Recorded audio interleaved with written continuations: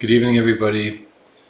I'm going to do a journey to an angel I never really worked with much. I did a journey recently.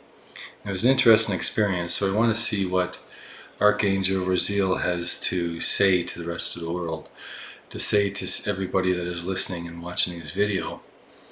And it's fun to allow this angel just to speak directly to the world.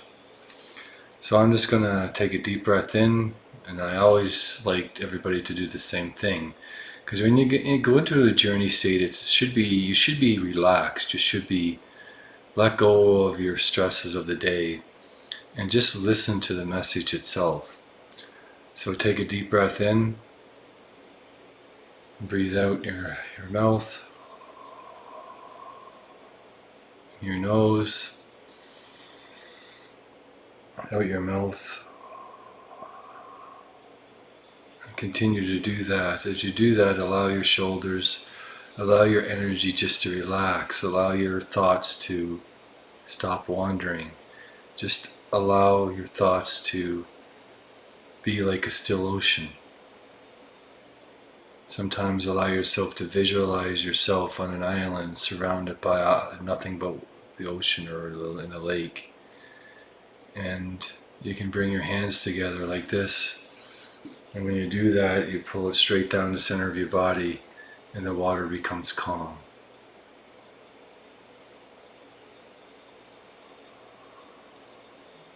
As well as so it calms down everything, including your mind, your spirit.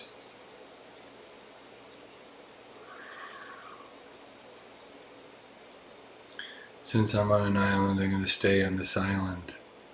I'm going to stand up and I'm going to look over the still ocean, and I ask Raziel to come to me on this island. And I notice all around me there's bubbling. There's like big bubbles, and it's like just all around me, and it waves. It bubbling goes up like 10, 15, 20 feet into the air now. And it's all around me, bubbling, bubbling, bubbling, and now it's basically like a huge arc wave that basically goes for hundreds of feet in the air and then touches like this, like a dome in the center. And I'm standing in this water and I'm surrounded, and I'm in a dome. Like this island is like, I'm in a dome of water above me now. And I'm just sitting here watching the water. The water becomes smooth and the ground becomes white, and this dome is now a solid white dome. And there's a door, now it's like an archway that forms, and a walkway, like I'm in a tunnel now. And I start walking towards the archway, towards the brightest part. And as I walk, the island itself stretches. I'm getting closer to the archway, but it's just showing that it's distance. I'm traveling in a distance. It's not just one step, it's like I'm moving, and everything stretches so it looks like I'm actually going farther than it looks like. So the island itself now is a lot longer than it used to be. But the island is no more, it's just a long corridor with an archway. It's not a skinny corridor, it's like a thick, it's short looking, but it is still a corridor, and it's not skinny, it's quite wide. I actually looked, I'm only about, like literally this is about 50 feet in either side of my hands and about 200 feet straight up. So I'm actually very small in this huge space. I walk up to the end of the basically to the archway, and it's like I touch it and it's like a shimmery, it's like water, and it shimmers, and I stick my hands in and I stick my hand out and I walk through. It is like a doorway, and I walk through, and I could see myself coming and going at the same time. It's quite weird. And the parts, it's almost like when I walk through, there's parts of myself that stop and look at me as I'm walking in and out. So I see 4 parts of myself. one going in, one going out, one in between the space, looking at me from either side. I look down and I look up before I pass right through, and there's people like myself looking down at me and looking up at me. So I walk, and I just walk straight through, and I start to fall a bit, but I'm realizing I'm flying in the sky now. It's a blue sky with a few clouds, and I fall through the clouds. I know I can stop myself, but I'm just allowing myself to fall, because it feels quite nice. Just allowing yourself to free fall. Your hair's blowing, your clothing's blowing, and you're just falling to the ground. You know it's perfectly safe, and you stop just before you hit the ground, like instantly stop, boom. There's no G-forces, no nothing. It just instantly stop inches from the ground. And you just stand up. And you look around, and you're in a field. Well, I'm in a field now. I'm looking around and just observing the area. And there's a man standing on a hill with looks like a large oak tree that is quite tall, but has a beautiful canopy, but also has a pretty substantial distance from the ground up to where the branch is about 7 feet high or 8 feet tall. So you can easily stand underneath the tree and still have space above your head. So it's probably, when I get closer, it's more like 10 feet up. And I walk in, and the branches really spread out really far. It's a beautiful tree. And there's a man, he has, it's not a tablet, but it's like that. And he's actually looking over a city. And it's like a city, a futuristic city. It's like an alien city. And he's actually moving geometrical shapes around on this, looks like a tablet. But it's not a tablet. And I ask, this is Raziel, and I ask him what he is doing. And he's saying, he's speaking to the people in the city by using these shapes. And when he uses the shapes, he pushes down on them like this periodically. And when he's doing this, it actually sends messages to people in the city. And it's interesting because when he hits the thing, it creates a duplicate of the shapes, and so it's like and it's like, and it like, it's a really cool 3-dimensional, even 4-dimensional image that appears when he does that. And he says, "What are you saying to them?" He looks at me and he says, "What do you think I'm saying to them?" So, okay, so I examine what he's doing, and he is sending love to them. That's exactly what it is. He's sending love to them. The shapes themselves create an echo of love, and it's more complicated than that, because it's not just love, it has tasks attached to it. It's like he sends a message like, help the person across the street, or simple things like that. Kiss your wife, play with your children.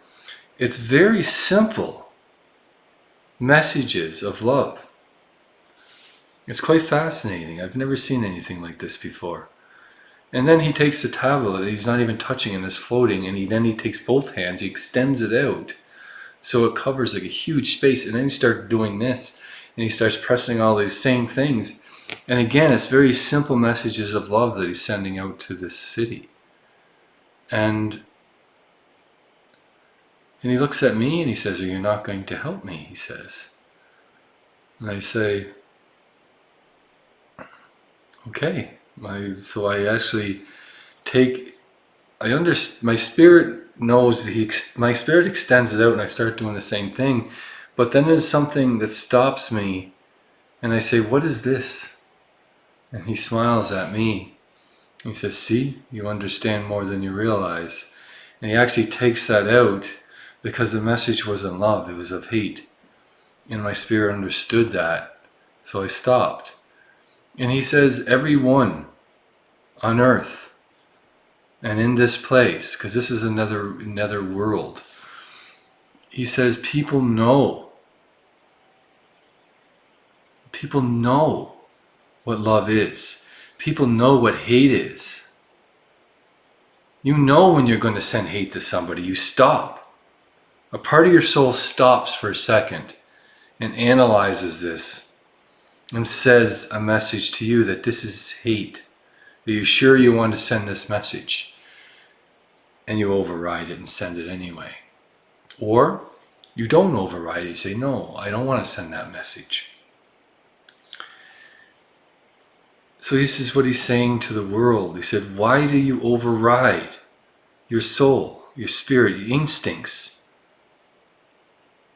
in order to send messages of hate? We always blame everyone around us, or we blame somebody else. Not all of you, but it's a very common thing to actually blame other people for things that you sent knowingly. You can butter it up, you can change it, you can manipulate the words, but ultimately you're responsible for sending the hate that you sent. No one else. I ask the world, I ask the people watching this video, please look at the hate that you send and rethink it. You know when you send hate to the world, so why do you continue to do it? This is for the people that are doing it. The people that do not send hate regularly, this message is not for you. It is for the people that continually blame others for their actions. Your actions, no one else's. I can show you. Everyone has a tablet like this. Everyone presses the buttons, allows the shapes to go. Everyone has, every decision that you make can be shown like this. Every time you hit, every time you make a decision, it sends out an impulse to the universe.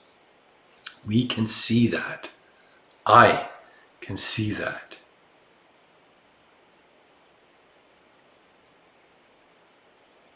And so can you, if you believe, if you pay attention to what you're doing. You will see that these hate messages can be stopped by just taking a few split seconds, a fraction of a second, to listen.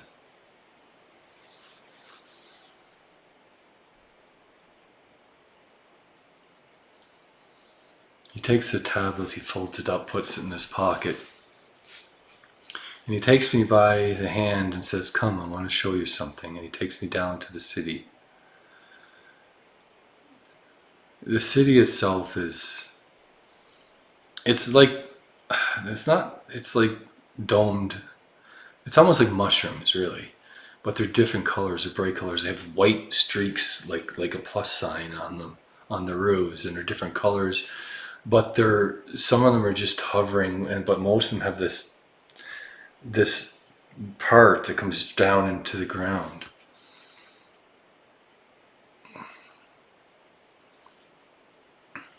And people are everywhere. They're not humans, but they're very tall and thin.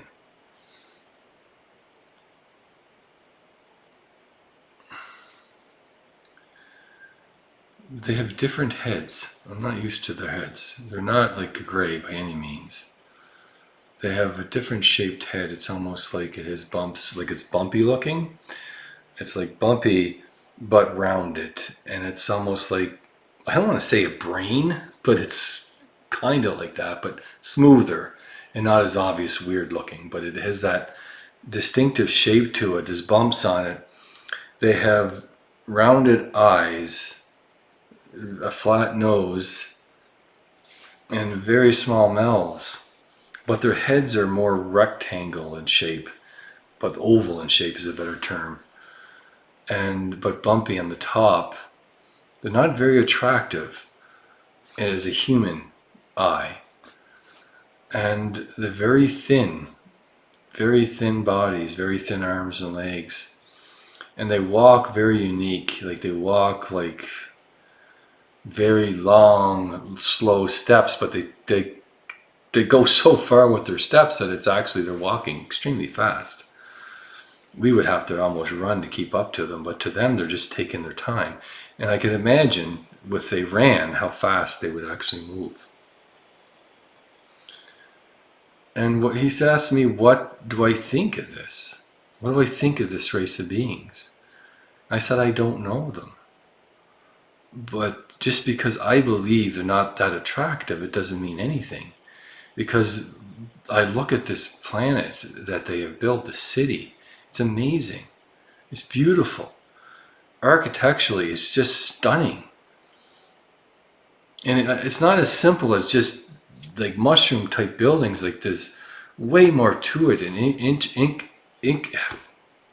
intricacy. It's just, it's almost like it's a computer. Like it's almost like the buildings are like computerized because they have all the look of a computer on the outside, like a computer board, like chips. They just have all this computer type boards and chips, all like shapes all through them, but they're really done really beautifully, and they're bright colors. And I know if I walk up and touch them, it knows that I'm touching it. I can sense it. It actually is very peaceful. And it speaks to me. It says my name. It says lots of beautiful things like, how can I help you? Where do you want to go? And it's like, so I say, I want to go in the top of this building, and instantly I get pulled into it and brought up and I rematerialize back at the top in a room. And that's very unusual. I did not expect that. So in the buildings, you can touch them and you can actually just think to where you want to go and they take you there. And I'm in a room, a circular room with a very unique table.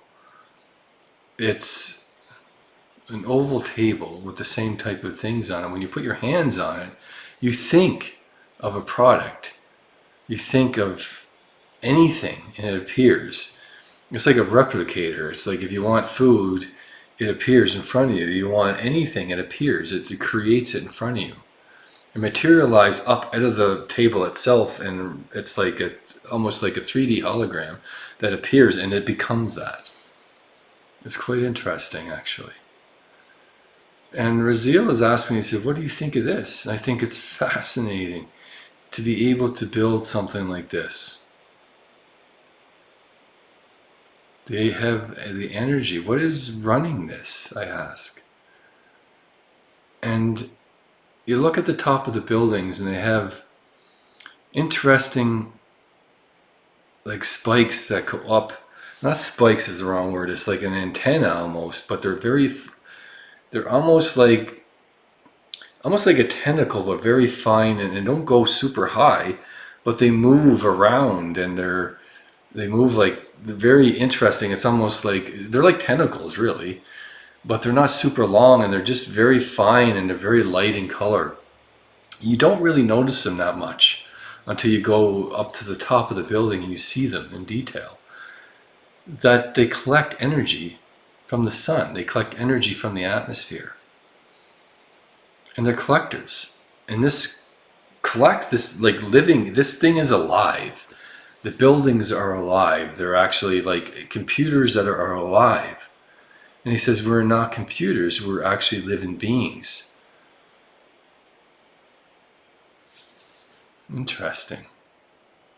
The buildings are living beings. And when you touch them, I'm going to touch this and ask, it's like a collective, they say.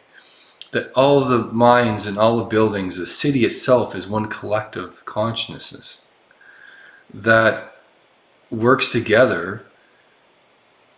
The other beings are separate, but so where do you come from, I ask?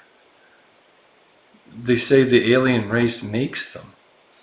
They create it, and it's almost like they give birth. Like it's like a soul is actually born into these buildings. So when a building is made, it starts off small, a soul gets put into it, and it grows just like a regular being would be, like a baby on earth. So what is the difference between the buildings and the creatures or the alien race that's here? And he says nothing. We are equal. We are treated equally, and equally with respect. And the souls can choose to come into the alien beings or the buildings themselves.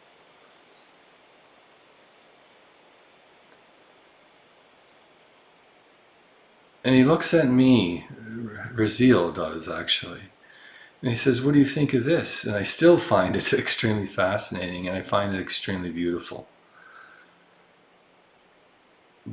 And he looks at he just is speaking to everyone now. He said, when you see a world like this, what do you think?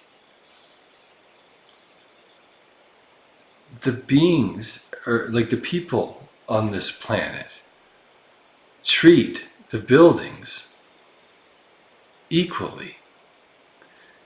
But the buildings are alive. Like we look at everything is alive. The whole planet is alive. Even on Earth, everything is alive. Everything gives off energy, but it's not necessarily a soul goes into it.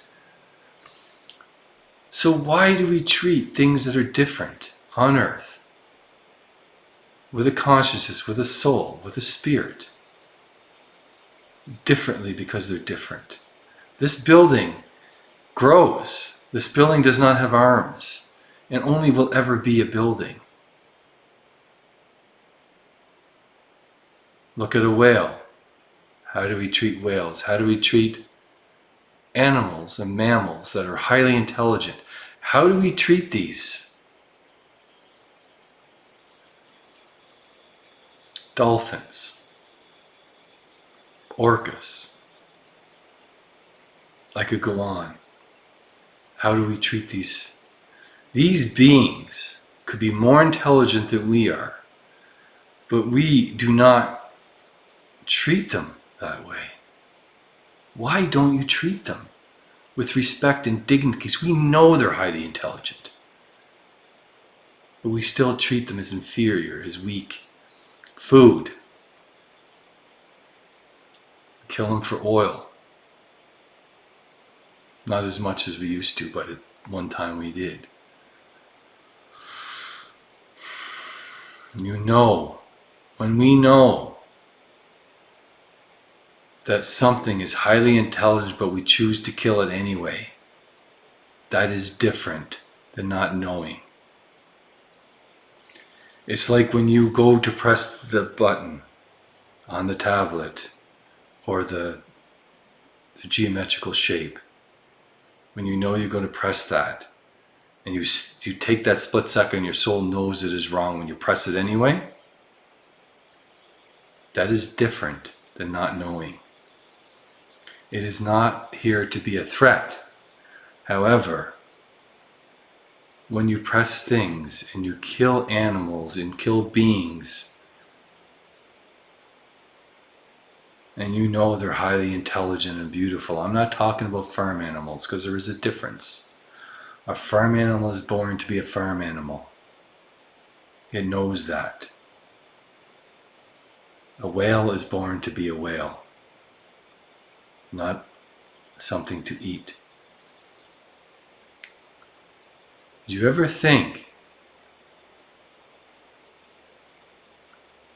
that we place animals in the world to make you see how you would react to them? To see if you're ready to move on to the next stage of development, of understanding.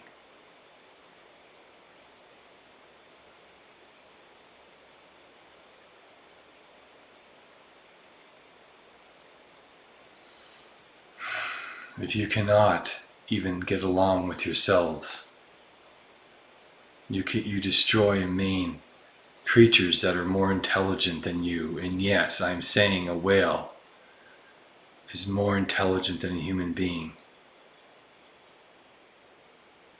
You do not understand the depths of a whale's soul, its spirit, but you can condemn it to death and murder and slaughter and continue to poison the oceans and your own air.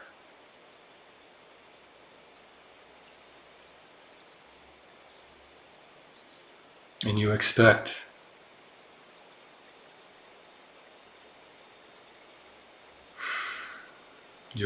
to travel the universe. You expect everything to be forgiven and brought into ascension.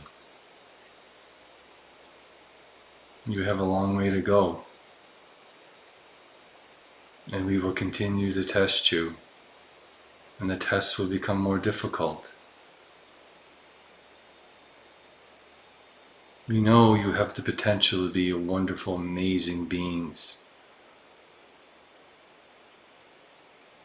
You have the potential to be so much more than you are.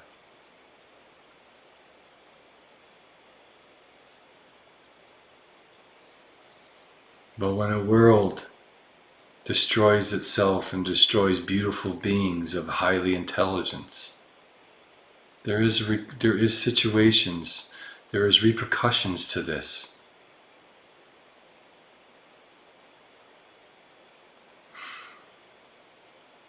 If you only knew what I know. I can't explain it to you if you do not understand, if you are not ready to hear what I have to say. I tell you all this. You're capable of becoming the lightest beacon in the universe, but you choose to be one of the darkest. Yes, you choose this for yourselves. And we watch and hope that someday you will overcome it.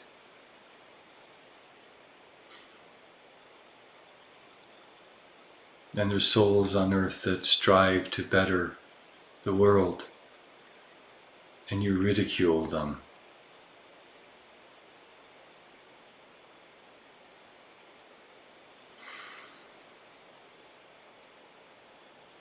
The world honors chaos, rewards chaos.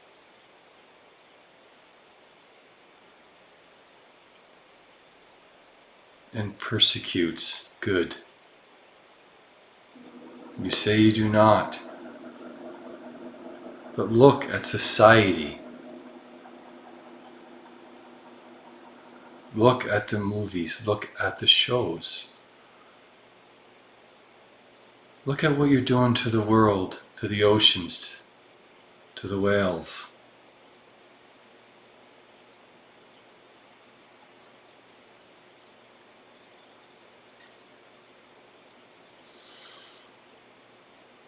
You are a beacon, so when are you going to shine like one?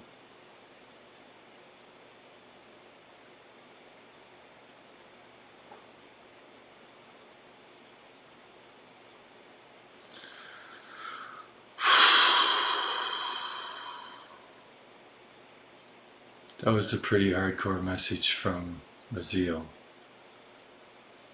to the world.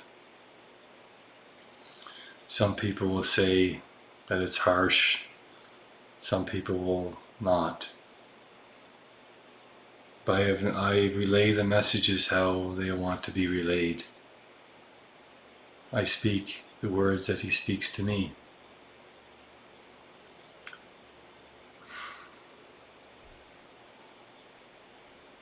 Thank you very much.